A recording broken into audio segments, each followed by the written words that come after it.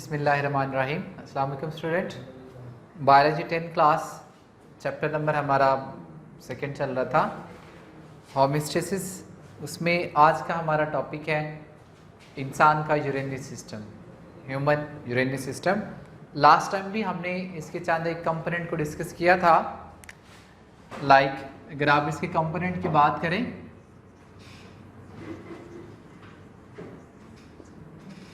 Component, तो उसमें pair of kidney,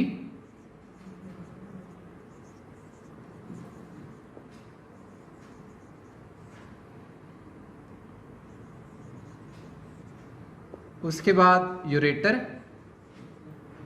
फिर ब्लैडर और यूरिथ्रा। ये सारे के सारे क्या है, हमारे यूरिनरी सिस्टम के मेजर कंपोनेंट है। तो हम सबको डिस्कस करेंगे। First of all we will discuss about kidney. Kidney कहाँ होती है? लोअर एब्डोमेन, वहां पे प्रेजेंट होती है नियर द वर्टिब्रल कॉलम।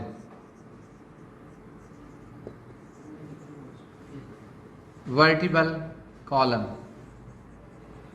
ठीक है, वहां पर ये प्रेजेंट होती है किडनी। इसका साइज और वेट लिखा होगा, वो एज एन एमसीक्यूज आपने डिस्कस करना है। बीन शेप की किडनी होती है, बीन शेप,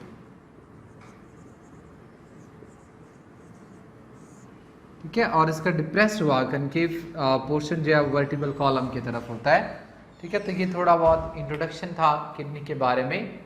अगर आप किडनी की मॉर्फोलॉजी की बात करें ना, morphology, so let's see morphology of a kidney.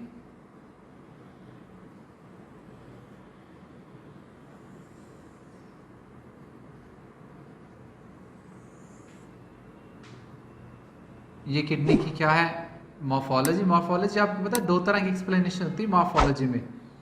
एक होती है एक्सटर्नल मॉर्फोलॉजी और दूसरी होती है internal morphology. External and internal morphology.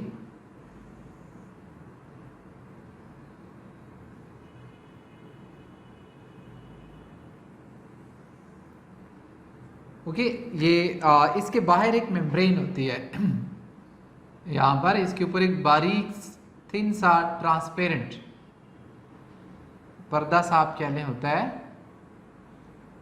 जो उसको प्रोटेक्ट कर रहा होता है कहाँ से?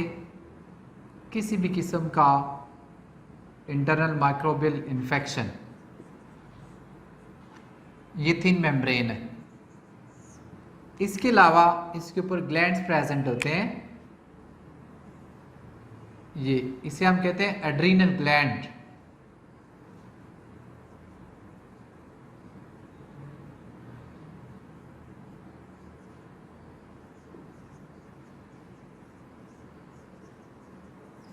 एड्रीनल ग्लैंड, ठीक है बेटा।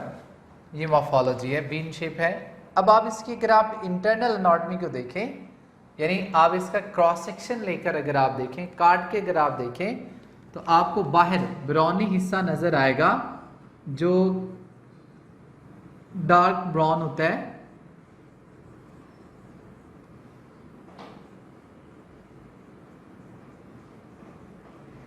ये बाहर वाला पोर्शन, इसे हम कहते हैं रेनल कॉर्टेक्स। वैसे आगे करवानी आ रही है, आप बकरे की किडनी लें, उसको काटें और देखें, आपको ये सारी चीजें वाज़ेह नजर आएंगी। और नेकेड आई से,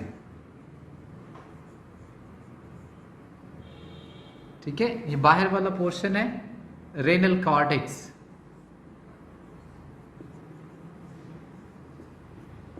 इसके इनर साइड पे ये जितना भी है, इसे रेनल मेडुला कहते हैं। व्हाइट वाला पोर्शन जो है, इट्स अ रेनल मेडुला।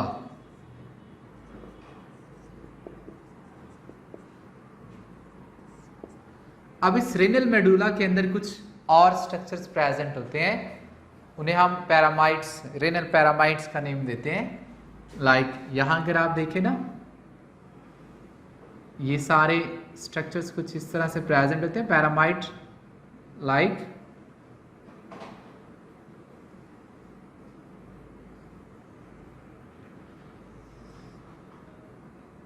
ये पैरामाइट स्ट्रक्चर है, पैरामाइट कोन लाइक मखरूती स्ट्रक्चर जिसे हम कहते हैं, ये रेनल पैरामाइट कहलाते हैं।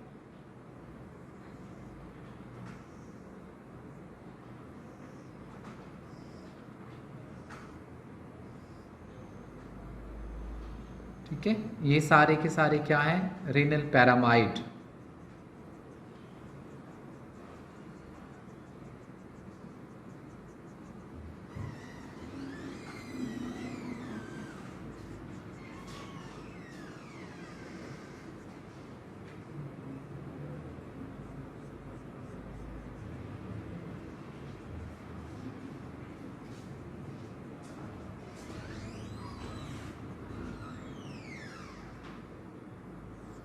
ओके बेटा, it is consider as a renal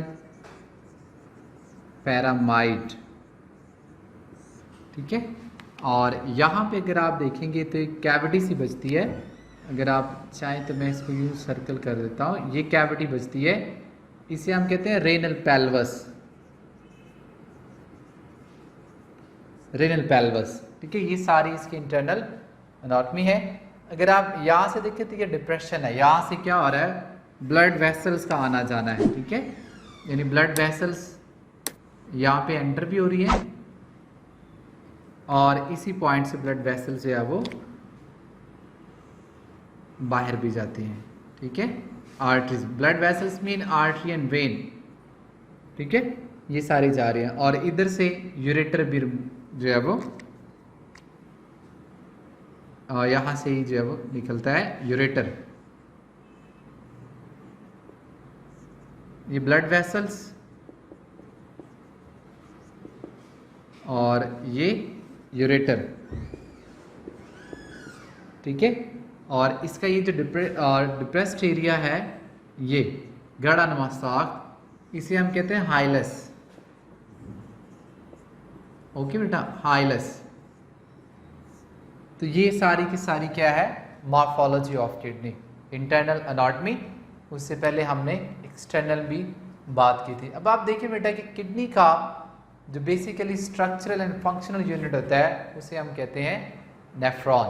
ठीक है, नेफ्रॉन किडनी का स्ट्रक्चरल एंड फंक्शनल यूनिट है। अगर आप इसका क्रॉस सेक्शन लें, कहीं से भी क्रॉस सेक्शन आप ले लें, तो आपको उसके अंदर नेफ्रॉन नजर आएगा।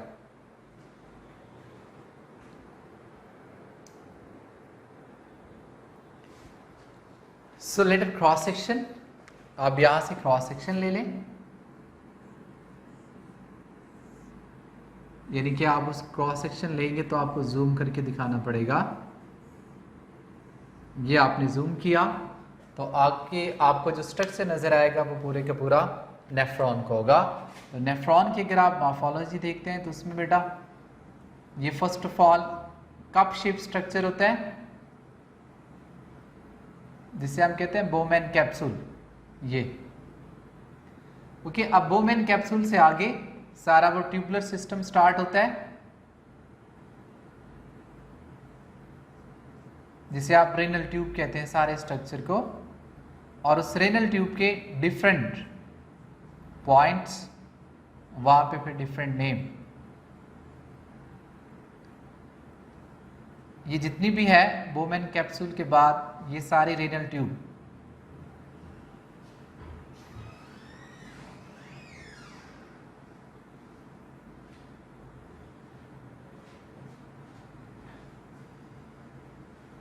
ओके, ये U shape structure renal tube का ही है।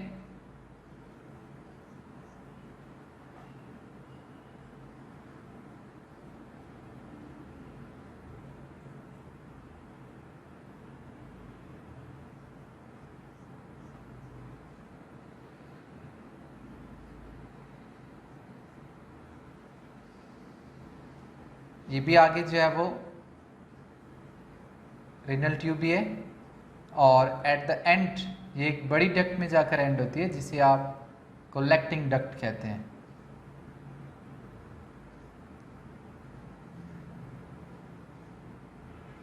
तो ये आपके पास क्या है, कलेक्टिंग डक्ट।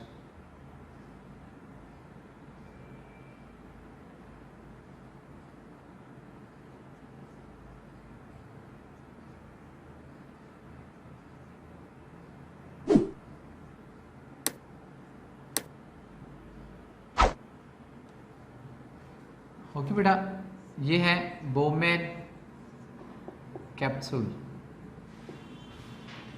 इसे कहते हैं प्रॉक्सिमल ट्यूब,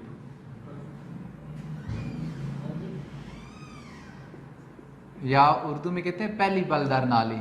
ये डिस्टल ट्यूब, डिस्टल ट्यूब, या इसे कहते हैं दूसरी बलदार नाली। ये collecting duct,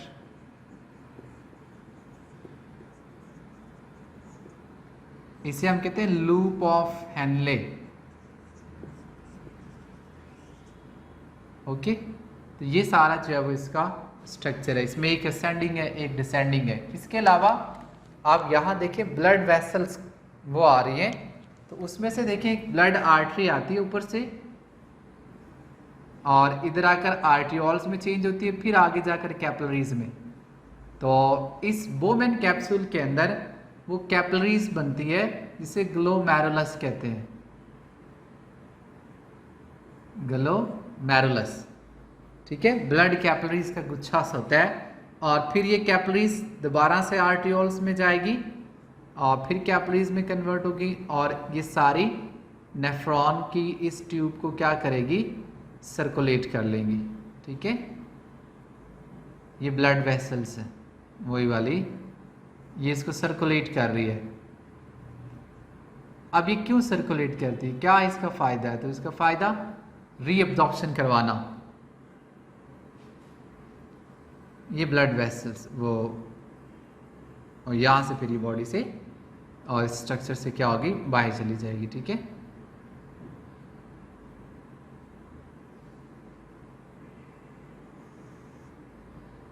and there is connection between two vessels around the loop of Henle। यहाँ पे ये आपस में क्या होती हैं, कनेक्ट करती हैं। ठीक है, सो ये ब्लड वेसल्स। ओके बेटा, ये सारा इसको सर्कुलेट करता है, तो it is for the reabsorption. ठीक है, so morphology of kidney, internal external दोनों हमने डिस्कस किया। फिर इसका जो बुनियादी यूनिट है नेफ्रॉन, उसकी मॉर्फोलॉजी हमने। ओके, ये इसका स्ट्रक्चरल यूनिट है। अब ये किस तरह से काम करता है? एक्चुअल में किडनी का जो बेसिक पर्पस होता है, जो फंक्शन होता है, वो है ब्लड को फिल्टर करना और उससे मेटाबॉलिक वेस्ट को रिमूव करवाना।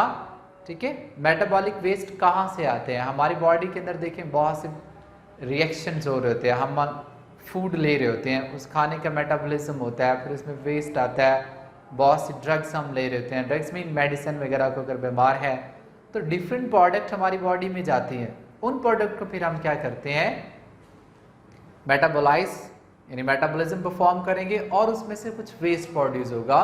मेटाबॉलिक वेस्ट होगा वो आएगा लीवर के पास, लीवर प्रोड्यूस करेगा, या लीवर के पास बॉडी से आ रहा है तमाम बॉडी टिश्यू से, तो लीवर उसको और मज़ीद मॉडिफाइड करेगा, यानी लेस टॉक्सिक फॉर्म में कन्वर्ट करता है, फिर वो वापस ब्लड में भेजता है। अब ब्लड जो है वो आएगा किडनी के पास, किडनी फिर उसको फिल्टर करेगी, और फिल्टर करने के बाद जितनी भी उसमें वेस्ट चीज़ें हैं वो सारी की सारी in the form of urine वो कन्वर्ट करेगी और उसको ब्लैडर में भेजेगी। ब्लैडर जब फिल होता है तो फिर यूरिनेशन होती है। सो दैट मीन किडनी का जो बेसिक फंक्शन है वो यूरिन फॉर्मेशन है। ठीक है, यूरिन फॉर्मेशन होमोस्टेसिस से रिलेटेड इस अंदाज में कर रहा है कि it's a osmo regulation process. Osmo regulation में क्या होता है कि हम बॉडी के अंदर या सेल्स के अंदर वाटर एंड साल्ट की कंसंट्रेशन को मेंटेन कर रहे होते हैं। तो एक्चुअल में किडनी का बेसिक फंक्शन यही होगा कि ये यूरिन फॉर्मेशन के रिजल्ट में ब्लड के अंदर जो वाटर एंड साल्ट की कंसंट्रेशन है उसको भी देख रही होती है। तो नेक्स्ट लेक्चर में इंशाल्लाह हम ये डिस्कस करेंगे कि किडनी ये फंक्शन किस तरह से परफॉर्म करती है, किस तरह से वाटर एंड साल्ट की कंसंट्रेशन को मेंटेन करती है। होपफुली कि आपको ये समझ आया होगा। तो हमारी वीडियो देखें, उसको लाइक करें और कमेंट्स भी करें। कमेंट्स आप किसी भी अंदाज में कर सकते हैं। लेट्स सी, अगर आपको बात नहीं समझ आई तो वो आप कमेंट्स में लिख सकते हैं। अल्लाह हाफ़िज़।